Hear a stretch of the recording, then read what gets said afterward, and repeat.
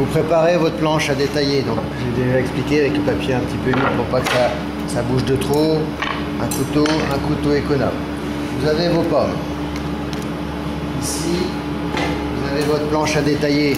Ici, et la compote est là. Il faut toujours être organisé pour toujours aller vers l'avant.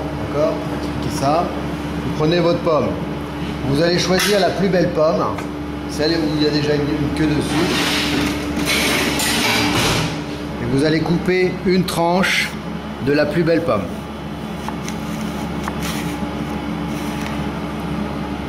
D'accord, vous voyez, on va avoir un beau trognon. Et on garde la queue avec, comme ceci. Et on fait une tranche assez fine. Vous voyez, on va avoir une belle pomme. Oui. Et voir.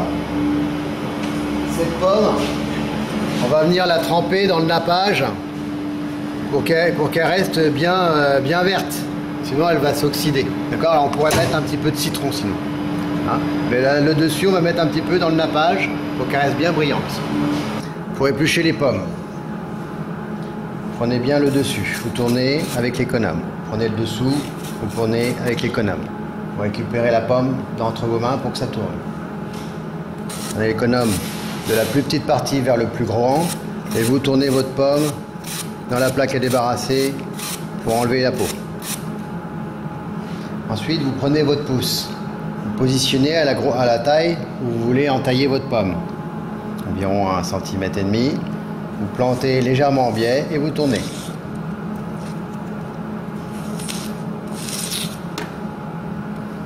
Vous faites toutes les pommes.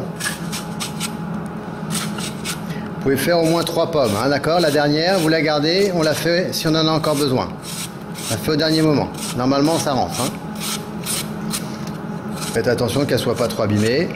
Si elles sont abîmées, on peut les changer. Si elles sont vraiment trop abîmées. Et votre oignon. Voilà, vous faites vos 3 pommes, 3 premières pommes. On enlève le trognon de celle-ci. Et le centre, pareil que pour le dessus. On laisse pas de trognon, hein, c'est pas très bon à la dégustation. Récupérez donc votre tarte.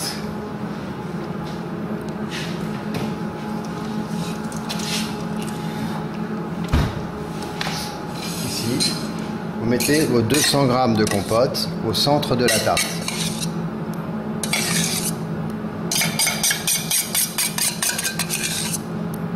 On a appris à faire à la poche mardi, là on fait à la cuillère, bien corné. Et puis vous amenez la compote du centre vers l'extérieur.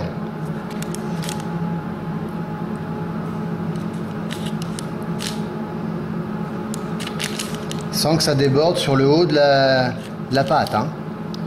C'est juste au fond.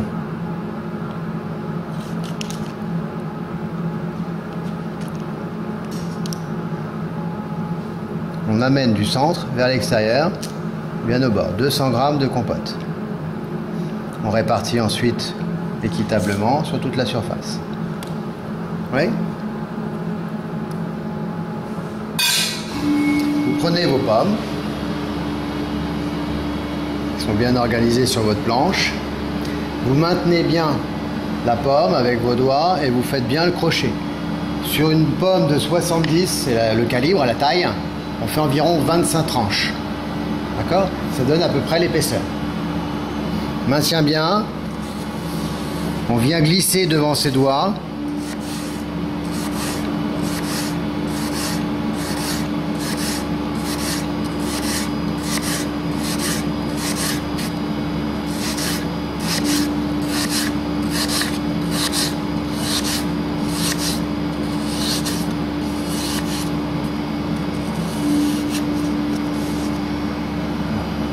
On y va, on y va.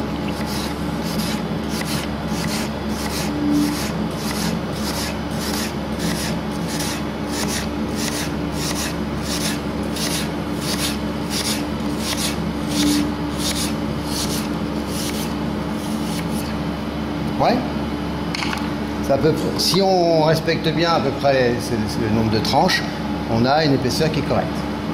Vous récupérez votre pomme, les deux morceaux ici, et ils sont arrondis, ils sont pas très beaux. On le met au fond.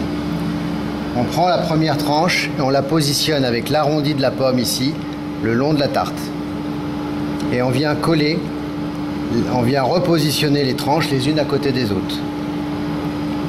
En tournant bien l'arrondi de la pomme ici, on ne doit pas avoir la compote et on doit toujours avoir le même écartement sur la tranche de pomme.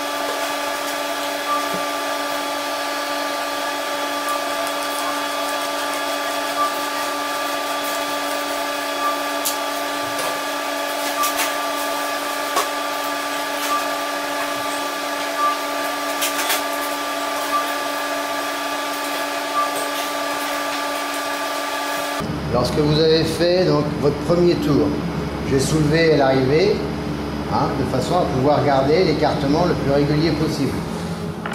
Vous continuez avec vos pommes et on va venir positionner environ à la moitié de la première couronne les pommes, exactement dans le même sens, en les tournant, vous voyez un petit peu, pour que l'arrondi ici continue à rester arrondi.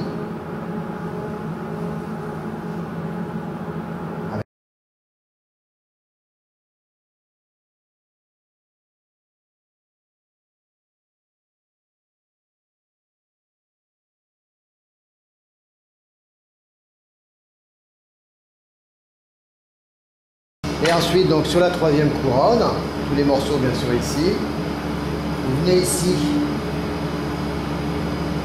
finir, donc là toujours en gardant bien l'arrondi de la tarte, une couronne comme ceci, pour bien positionner le milieu, les morceaux au milieu, et je viens finir en faisant une marguerite tout autour. Toujours bien serré.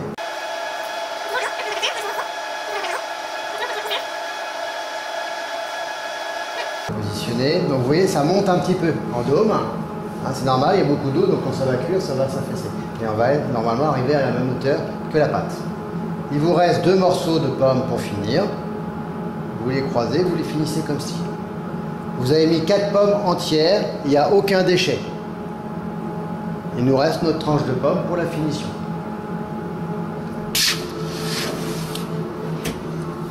Elles sont bien dorées, c'est bien cuit, vous voyez, ça s'est réduit un petit peu au niveau de la hauteur. Donc là, on n'y touche pas pour l'instant. On va la faire refroidir rapidement. D'accord ?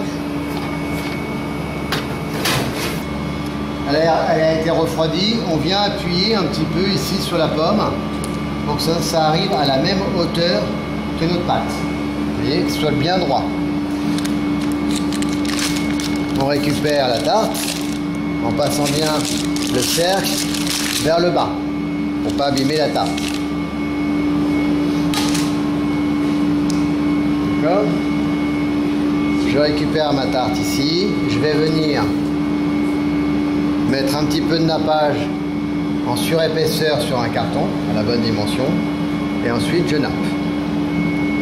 Je vais passer le nappage dans le sens de la pomme en passant par le centre ici et en suivant bien le mouvement des pommes.